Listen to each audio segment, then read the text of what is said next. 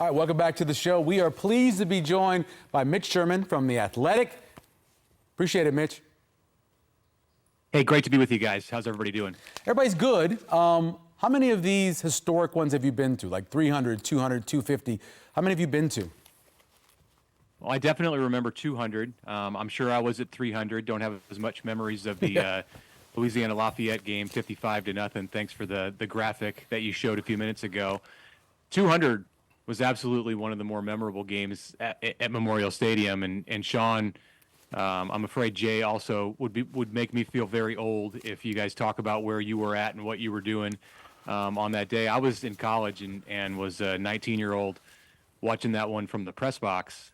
So that was an awesome event to be at. 2 versus 3, Nebraska en route to Tom Osborne's first national championship. I just did a story about that on the week of the Colorado game, about the, of course, 30-year reunion of that '94 team, and got to visit with Joel Wilkes and Troy Dumas and some of those guys who played in that game. That was a treat. But for me, that's the most memorable of those milestone sellouts. Mitch, when you think about the history of Nebraska football, how important is this streak as it now hits 400? And is it important in your eyes that it just keeps continuing? Because obviously it's getting harder and harder for every school in the country to sell out at the level Nebraska's been able to do in these last 60-plus years.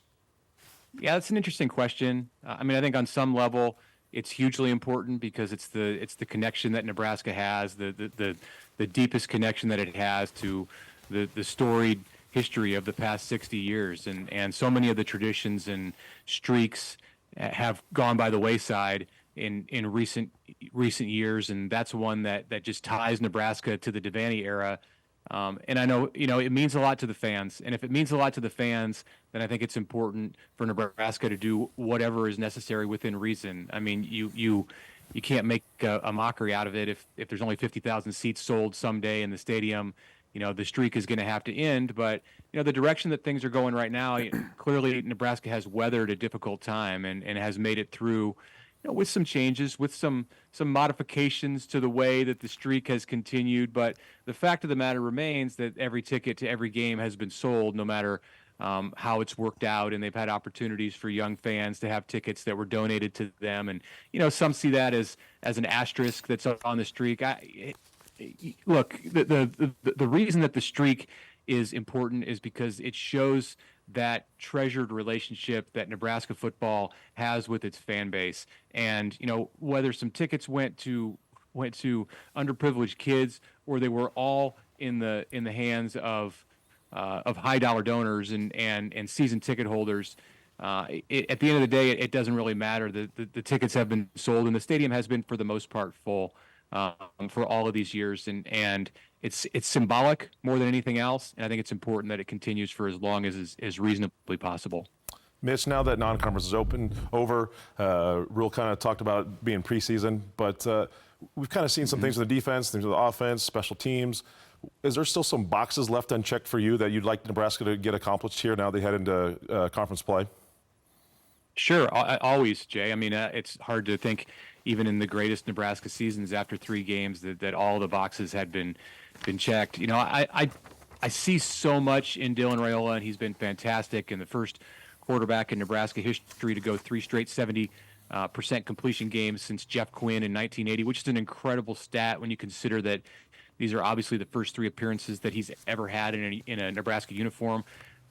For me, and this is meant as a compliment to him, I think he's left a lot out there. I think that Dylan might look back at this season and say he could have played a lot better in the first 3 games based on the way things go in the next 9.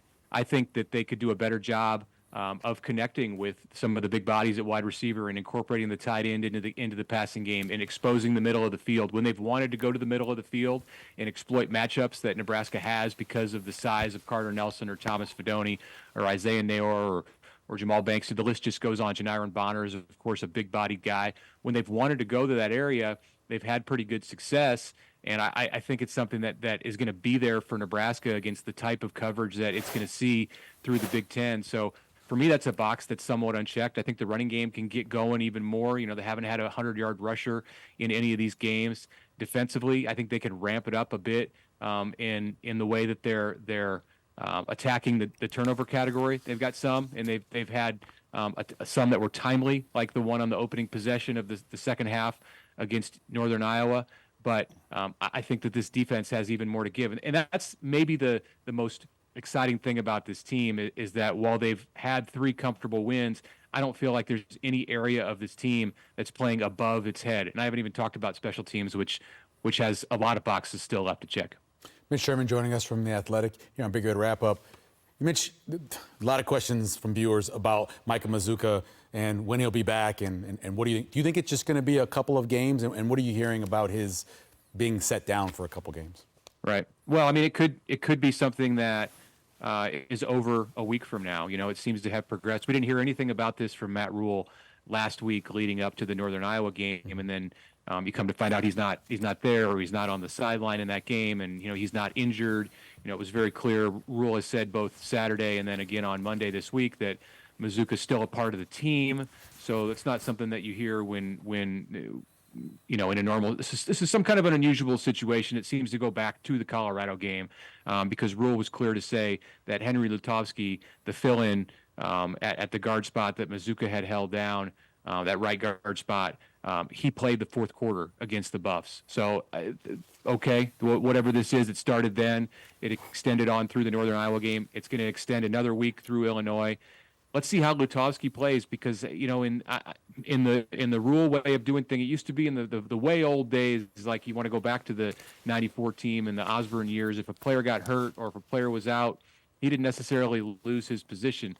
That's not the way things work in college football today. You know, look at what happened with Bly Hill when he got hurt in the spring game and he came back and, you know, all of a sudden he's second or third on the depth chart. They went out and you know, found another corner.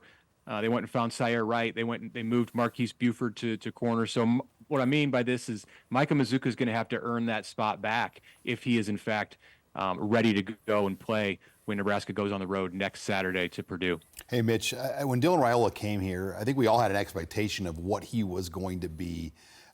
For you, how much has he over-exceeded that, if he has? And when you compare him to previous freshmen, can you recall any that have come into Nebraska this quickly, games 1, 2, and 3, and almost captivated a fan base the way he's done so far? You know, Adrian Martinez had a great start, and I'm just thinking about quarterbacks. Yeah. There have been very few as true freshmen. You know, you might look at guys who played corner like a Ralph Brown. I mean, they're Bobby Newcomb as a wingbacks in 1997. But quarterbacks it's a different conversation. So, you know, I would limit this to quarterbacks. It happens with Tommy Frazier when he took over midseason. Adrian Martinez was electric out of the gate. I think he captivated people, but they weren't winning games right then. And that's the big difference with Dylan is not only is he doing it and exceeding the expectations. So yes, to answer your question, he has exceeded my expectations, but he's also doing it and winning games comfortably to the point where he's not even having to play the entire game. Now, I think that changes when Nebraska gets into the Big Ten. The Huskers are going to need him to play 4 quarters just about all the time from here on out. But I would say the one area that he's really lived up and above what I thought is just his maturity. I mean, we knew he had a great arm. You know, Sean, we saw him in Memorial Stadium after his freshman year of high school, and there wasn't a whole lot of doubt even then that he was going to be a great quarterback for somebody someday. He had an NFL arm when he was 15 years old, which is remarkable to think about, but that's the reality of it. And he's refined that arm and worked on it and worked with professional level trainers and coaches outside of the college environment since that time. And it's made him more than ready from a physical standpoint, but his ability to be ready from like an emotional and a mental standpoint and a psychological standpoint, you know, these are the kind of things that Matt Rule talks about with his whole team and getting them ready to play in the Big Ten. Dylan is quite a ways beyond where I've seen a true freshman at the quarterback spot at Nebraska. Really, you know, you go around the nation and look at true freshman quarterbacks anywhere. It's so uncommon to see someone who is as mature and seemingly ready to handle college football as he has been through these first 3 games. Mitch, we appreciate it. We'll see you in the press box on Friday.